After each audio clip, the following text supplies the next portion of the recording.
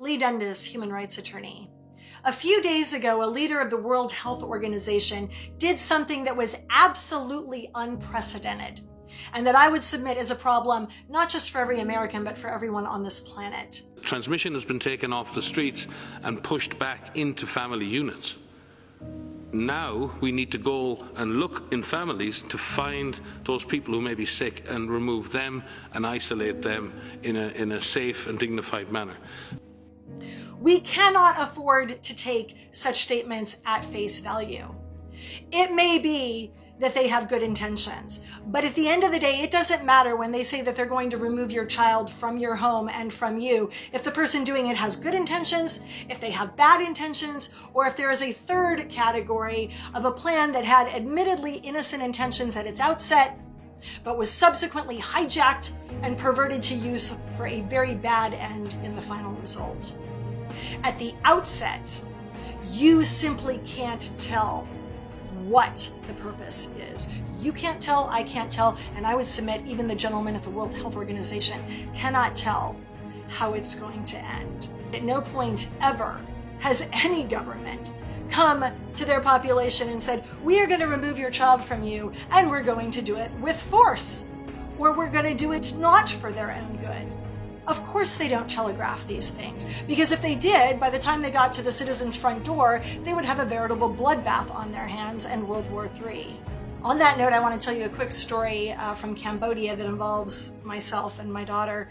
We were traveling there. For those who aren't familiar, they had a genocide some decades ago when I was a child. They rounded up, the powers at that time in the state, in the country, rounded up all of the people who were living in Phnom Penh, all of the doctors, lawyers, architects, accountants, and made them and their families go out into the countryside to live a better life for their own good. Many of those individuals ended up face down in a ditch, in an unmarked grave. And every year when the rains come, things from those shallow graves rise to the top, still to this day. And my daughter was sitting in the middle of the killing field, looking at a tiny toddler's dress that had washed up the year prior.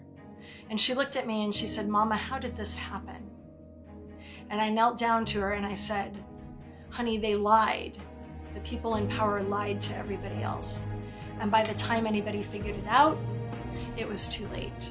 So a final word for those who are clinging hopefully to the notion that the World Health Organization can somehow pull off this plan without the use of force. You're incorrect. Make no mistake, it will be by force. And here's why I know that. Because I don't care who you are, Republican or Democrat, conservative or liberal, or a guy living underground in a bunker in Idaho with 500 weapons to his name. I don't care who you are. When the government shows up at your door and says they are removing your child or your wife, everybody but everybody resists going gently or quietly into that dark night. You cannot afford to take these statements at face value.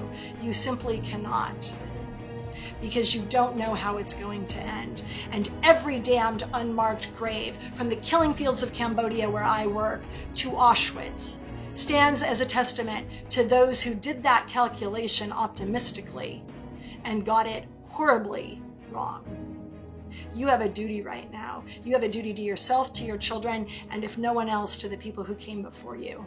You need to stand up with every channel you have left to your power and say, this is wrong. We have gone too far and it must stop.